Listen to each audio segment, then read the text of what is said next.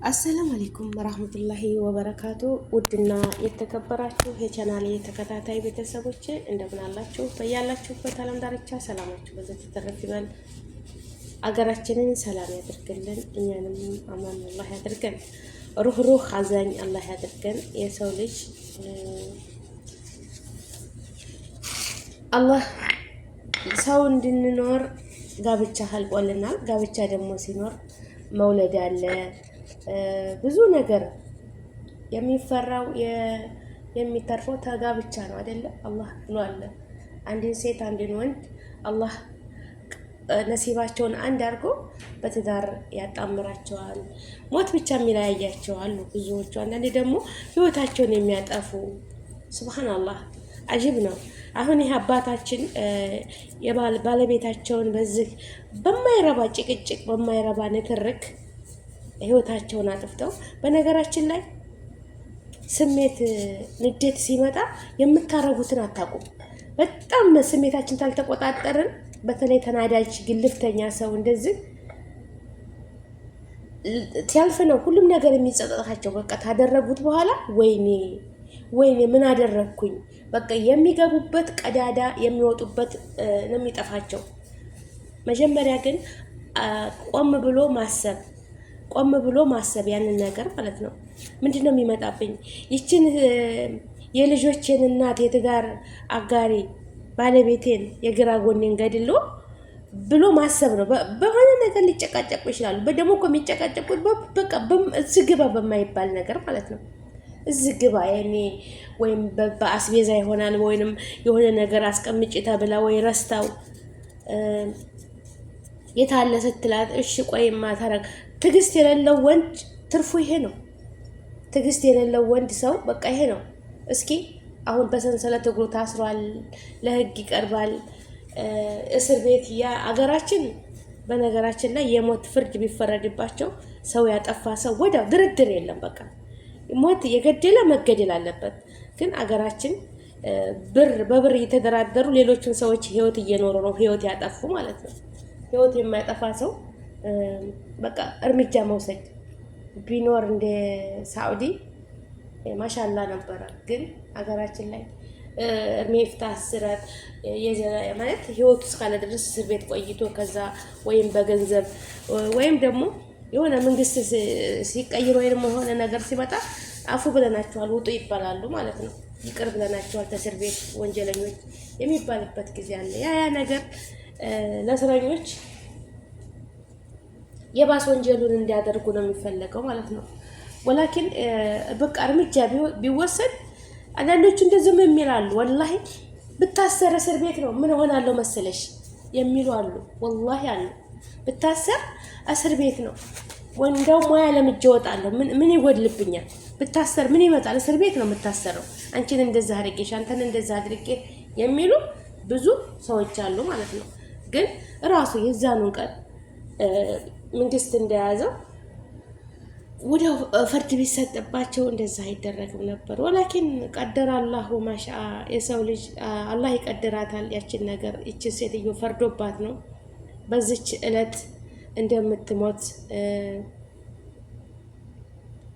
በቃ የልጆች አባት የትዳር አጋሪ ያለችው እሱ ህይወቷን አጠፋት። መሆን የለበትም ያ ጀማ። ወላሂ አንዲት ሴት ልጅ ተድራ ስትመጣ እናት ነች፣ የቤተሰብ ኃላፊ ነች። ደግሞ የእሱም ኃላፊነት አለበት እሱም አማና ነች። ታልተስማሙ እንኳ በቤተሰቦቿ ጋር ሄዶ ያው መቼም ከንትን ፈጠረም ዘመድ አዝማድ ይኖራል፣ ወንድም አባትም ባይኖርም ዘመድ ይኖራል፣ ጎረቤት ይኖራል። አብሮ እዛ ጋር ተነጋግረው በሰከነ መንፈስ መፍታት ነው ችግራቸውን እንጂ ወደ ግድያ መሄዱ ከባድ ነው። አሁን በዚህ እድሜያቸው ይሄ ሽማግሌ እግራቸው ታስሮ ውርደት እኮ ነው ወላሂ። ለምን ባረባ ነገር ማለት ነው። አኪድ እየጠጡ ይሆናል አይታወቅም። እንግዲህ የሰውየው ነገር ማለት ነው። ወይም በመጠጣት በሆነ ነገር ሊሆን ይችላል። ያ ግን መሆኑ ጉዳት ነው የሚያደርሰው እንጂ ጥቅም የለውም። ወላኪን ትዕግስትና ሶብር አንድ ባለትዳር ባለቤት ሚስቶቻችሁ ልጆቻችሁም እኮ ድራችሁ ልጆች ብታፈሩ ልጆቻችሁን ድራችሁ ልጆቻቸውም የራሳቸው ህይወት ይኖራቸዋል። በቃ አንድ እናት አባት ለቤት መሪ ናቸው። ልጆቻቸውን ያሳድጉ በጥሩ ተርቢያ ታሳደጉ። ግን ሁልጊዜ የሚጨቃጨቁ የሚነዛነዙ ከሆነ እነዛ ልጆቻቸው ውስጥ የሚያርጉት ልጆች ፍቅር ይዘው አያርጉ። ለነሱ ሲሉ እንኳ ፍቅር መስጠት መጨቃጨቅ እንኳን አለባቸው። ልጆች የሌሉበት ሰው ታይነጋገር መቼም መኖር አይቻልም። የሆነ ነገር እንከን ይኖራል። ያ እንከናቸውን ልጆቹ ሲወጡ ለልጆች አይምሮ ሲባል ልጆች በሌሉበት መነጋገር። በተረፈ አብሯት ልጆቻቸው ሁሉ አግብተው ይወጣሉ። የሚቀሩት ሁለቱ ናቸው፣ ባልና ሚስት የሚጧጧሩት። ወላሂ አላህ ላደለው ሰው አብረው እርጅና ቢመጣ አብረው የሚጠቅማት ባሏ ነው፣ የምትጠቅመው ያቺ ሚስቱ ነች። እንደምንም ብላ ተንደፋድፋ ውሃ፣ ቡና፣ ምግብ የምታቀምሰው ያቺ ሴት ናት። አብረው አላህ ፈጣሪ ፈቅዶላቸው ረጅም እድሜ ሰጥቷቸው እርጅና ከመጣ እንኳ ልጆቹ ሁሉ የራሳቸውን ህይወት ነው የሚኖሩት። ወንዱም ያገባል፣ ሴቷም ታገባለች። በራሳቸው ህይወት ቢዚ ነው የሚሆኑት። በቃ መሽቆል ነው የሚሆኑት። ጊዜ እኮ የላቸውም። ወይም በሳምንታት ወይም እንደዛ አልፎ እንዴት ናችሁ ብለው ይጠይቃሉ። አያደረሰኝም ልጆች ትምህርት ቤት የልጆች እንደዚህ በቃ እውነታቸውና አይፈረድባቸውም። በእኛም እያየው ነው አይደል እንዴ? የቤት ኃላፊነት አለ። በቃ ዱንያ እንደዚህ ናት። ግን የምትጠቅመው ያቺ ባሏ ያ ሚስቱ ለሱ ጠቃሚነት ያላት ያቺ ናት። ሌላ ሁሉ ቀሪ ነው። ገባችሁ አይደለ? ተሳስበን ተኖርን ሁሉም ይሄዳሉ፣ ልጆች የሚሄዳሉ። በቃ እድራቸዋለሁ አላህ እድሜ ከሰጠን ማለት ነው። ብንቀር ማን ነው? እኔና ባሌ ነን። መተዛዘን ያለብን ቦታ ሊሰጠኝ የሚገባው ባሌ ነው። ሁሉም ይሄዳሉ ማለት ነው። የሚጠቅመውም እኔ ነኝ፣ የሚጠቅመኝም እሱ ነው። ልጆችም ይጠቅማሉ። ልጆች አትውደዱ አይደለም፣ ግን ከመጀመሪያቸው በቃ ቦታ መሰጣጣት ያለብን ለዛች ለሴት የልጆች እናት ለመጀመሪያ ያገኛት ሁሉን ነገር ያፈራችለት ክብር፣ እንክብካቤ ለእናቶች ለአባቶች መጀመሪያ እነሱ ናቸው አቤቱን ያቆሙት። መጀመሪያ ለዚች ምድር ያበቁን ተርበው ተጠምተው አሳድገው አስተምረው ለቁም ነገር የሚያደርሱት እነሱ ናቸው። እነሱ ደግሞ በዛ ሰዓት ጉልበታቸው እየደከመ አይናቸው እየደከመ ቅዋ እያጡ ነው የሚሄዱት። በዛ ሰዓት በዛችሁ ባላቸው አቅም ወላሂ እኔ ሀገር ቤት እኮ ሳይድ አንዳንድ ሴቶች አይ ሽማግሌው እኮ ብቻቸውን ናቸው፣ ልጄ ቶሎ ልሄድ ይበሉቻው ቡና ላፈላ ነው። ወላሂ ብዙ እናቶች እኔ ያሉኛሉ ሽማግሌው እኮ ማንም የሚያቸው የሚጠይቃቸው የለም። እኔ ነኝ ልጅ ሁሉ በቃ መሽቆል ሆኗል፣ ሁሉም ትዳሩን ይዟል። ባለቤቴ ውጭ ላይ ናቸው፣ በር ላይ ቁጭ እየጠበቁኝ ነው። አያችሁ ማሰብ ይሄ ነው። በቃ እንዴት ነው አላህ ለወደድለት አላህ ለወፈቀው ባልና ሚስት እስከ መጨረሻው እስትንፋሳቸው ተጧጡረው ሲሄዱ ወደማይቀረው አኬራ በጣም መታደል ነው።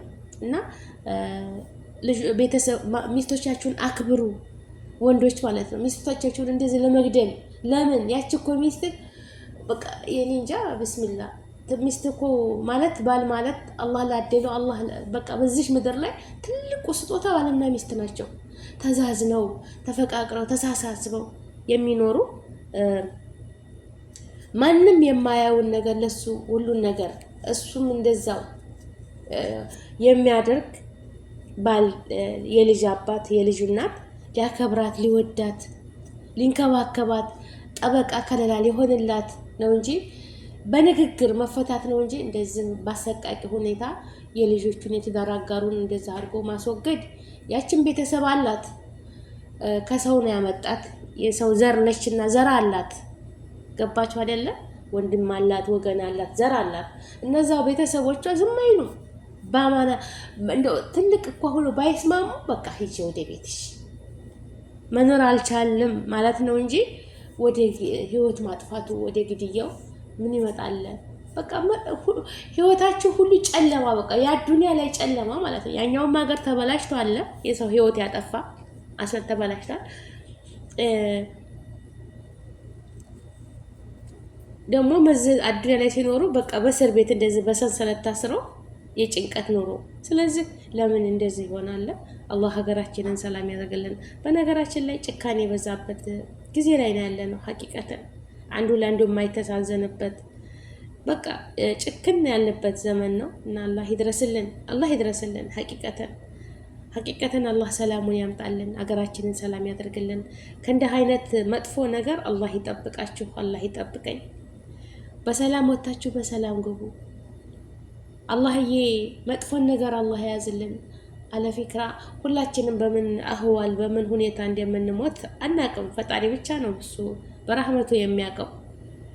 አሟሟታችን አላህ ያሳምርልን፣ ከመጥፎ ነገር ይጠብቀን፣ ካቲማችንን ያሳምርልን፣ አገራችንን ሰላም ያድርግልን። ወጥቶ ተመቅረት አላህ ይጠብቀን። መተሳሰብን መተዛዘንን ይስጠን። ልጆቻችንን ራህመተኛ ሩህ አዛኝ ያድርግልን። ባሎቻችንም ይዘኑልን፣ እኛ የምንዘንላቸው። ሀቂቀቴን ይችን አዱንያ አንድ ጊዜ ነው የምንኖርባት፣ ሁልጊዜ አንመለስባትም። አንድ ጊዜ ነው አላህ የሰጠን ቻንስ፣ አንድ ጊዜ ኑረን እንድናልፍ ነው። እስኪ ያሳለፍነውን ልጅነታችን ይመለሳል? አይመለስም። ብዙ እህቶች የሚበሳጩ አሉ። በአረብ ሀገር ሆነው ጊዜን አሳለፍኩት አገርም ሆነው ትዳርም ሲመጣላቸው አይ የተሻለ ነገር አገኛለሁ ወይም እየመረጡ ወንድ ይሄ ጥሩ አይደለም፣ ይሄ ጥሩ አይደለም፣ ይሄን አትፈልግም፣ እኔ ብዙ ይጠብቀኛል ገና፣ ወይንም ምን ገና እየተማርኩ ነው፣ ወይንም ሌላ ነገር እያረኩ ነው ብለው ህይወታቸው ሲያልፍ እርጅና ሲመጣ ብስል ሲሉ ጊዜን አሳልፌ ያ ጊዜ አይመለስም። በቃ ያ ያለፈው ቁንጅናቸው፣ ጉብዝናቸው፣ ሸባብ ወጣትነታቸው አይመለስም። አንድ ጊዜ ነው ቻንስ የተሰጠን ልንኖርባት ማለት ነው። በዛች በተሰጠችን ነገር መጠቀም አለብን እድላችንን ማለት ነው እንጂ ነገ የተሻለ ነው የሚባል ነገር የባስ ነው የሚመጣው። በሽታ ይመጣል፣ እርጅና ይመጣል፣ መርከም ይመጣል፣ ሁሉ ነገር ይመጣል እንጂ እየጠነከርን እየጎበዝን አንሄድም። ያው ግን መስራት ግድ ይለናል፣ መንቀሳቀስ፣ ርዝቃችንን መፈለግ። አልጋ ላይ እስካልዋልን ድረስ ያ ግድ ነው። ግን እመኑኝ ውበታችን እየረገፈ ወዛችንም ጥጥ እያለ ሁሉ ነገራችን እየረገፈ ፀጉራችን ብዙ ተሆነ እየሳሳ የሚመጣበት ጊዜ ነው ያለው ማለት ነው። እና ህይወት አንድ ጊዜ ነችና ለዚች ለአንድ ጊዜ ለምንኖራት ህይወታችን መተዛዘን አለብን። በመነጋገር ንግግር ነው ለሰው ልጅ በማንኛውም ባለትዳር ቢሆን ንግግር ነው። ብትር ለማንም አይጠቅምም። መጥፎም ትሰራያት ጥሩም ሰራች በቃ እሱንም እሷንም በንግግር በቃ ኮስተር ያለ ውስን ያለ ንግግር ተነጋግሮ በቃ በአላህ ቃል ተገባብተው በቃ መኖር ነው እንጂ ብትር ለማንም አይጠቅምም። እሱ ማክበር አለበት እሷም እሱን ማክበር አለበት። በሁሉም ነገር መነጋገር አለባቸው። ካልሆነ ሰላም አለይኩም በቃ ህይወቱ የእሱን ህይወት መኖር አለበት፣ እሷ መኖር አለባት። በቃ ተነጋግረው ማለት ነው። አይ አንቺ ምንድነሽ፣ አይ አንተ ምንድነህ፣ የባስ እንትን ነው ጭቅጭቅና ለትርክ ህይወታቸውን ጨለማ አድርገው ነው። እና ለሁሉም መፍትሄ አለው በዚች ምድር ላይ ማንኛችንም ስንኖር ሁሉም መድኃኒት አለው፣ ሁሉም መፍትሄ አለው ማለት ነው። እና ወደ ጨለማ ህይወት የምትመጡ ሰውን ከማጥፋት በንግግር መፍታት ጥሩ ነው ባይነኝ ወገኖቼ። ሰላማችሁ ይብዛ፣ አላህ ይጠብቃችሁ። እንደው ባለትዳር የሆናችሁ ሁሉ ተግጭት ከመነታረክ ከሁሉ ነገር አላህ ጠብቋችሁ፣ ርዝቃችሁን ሰፊ ሙሀባችሁን ፍቅራችሁን ሰጥቷችሁ አንተ ለሷ እሷ ለአንተ መኖርስ ለምንድን ነው? ሀቂቀትን ትዳር እኮ ተተያዘ የሚሰሩትን አንድ ላይ አድርገው ሰርተው ጠንክረው ለቤተሰቡ ለልጆቻቸው በቃ ለራሳቸው ለጎጃቸው በቃ ቤታቸው አንድ ሴት ልጅ ብትለፋ ለቤቷ ነው አይደል እንዴ? ሁሉም ተሳስቦ ለመኖር ነው እንጂ ለጭቅጭቅና ለነተረክማ ምን ያደርጋል? ጧት ተነስታ ማልቀስ፣ ማታ ተነስታ ማልቀስ፣ እሱም መጨቅጨቅ መማታት፣ ይሄ አይሽ አይደለም፣ ወላሂ አይሽ አይደለም። ከእናቷ ቤት አባቷ ቤት መጣ ህይወቷን የምትኖረው አንድ ሴት ልጅ እዛው ባሏ ጋር ነው። እሱ ጋር ደግሞ ስትኖር ተመችቷት እረፍ በይ በቃ ተይው አይዞሽ እንዴት ነው በቃ ደስ ብሏት ያረብ እርሜ ስጠኝ አትለያየኝ እርሜ አበድረኝ አትውሰደኝ በማለት በዱዓ ነው እንጂ እንደው አላህ በገላገለኝ ወይ ሞቴን ባደረሰልኝ ተሰቃየሁ እያለች የምትኖረው ኑሮ ወይም የሚኖረው ኑሮ አይደለም። እና አላህ ህዝነትን ይስጠን፣ መተሳሰብን ይስጠን፣ ሀገራችንን ሰላም ያደርግልን። ይሄ ሽማግሌ አባታችን እንግዲህ አስቡ በተርጅና ረብስምላ ከባድ ነው እና ስሜታችንን መቆጣጠር አለብን። በተለይ በሴትም በወንድም ንዴት አለ። በዛ ሰዓት ራሳችንን መቆጣጠር ደግሞ የሚያናድ ነገር አውቀን ሆን ብሎ አለመናገር፣ የሆነ ነገር እየደጋገሙ የሚያናድ ስሜታዊ የሚያደርግ ነገር አለመናገር፣ በቃ ዝም ማለት አለ አይደለ? ሰውን አለማናደድ አለብን። ላይክ ሼር ሰብስክራይብ አድርጉ። ሰላም አለይኩም።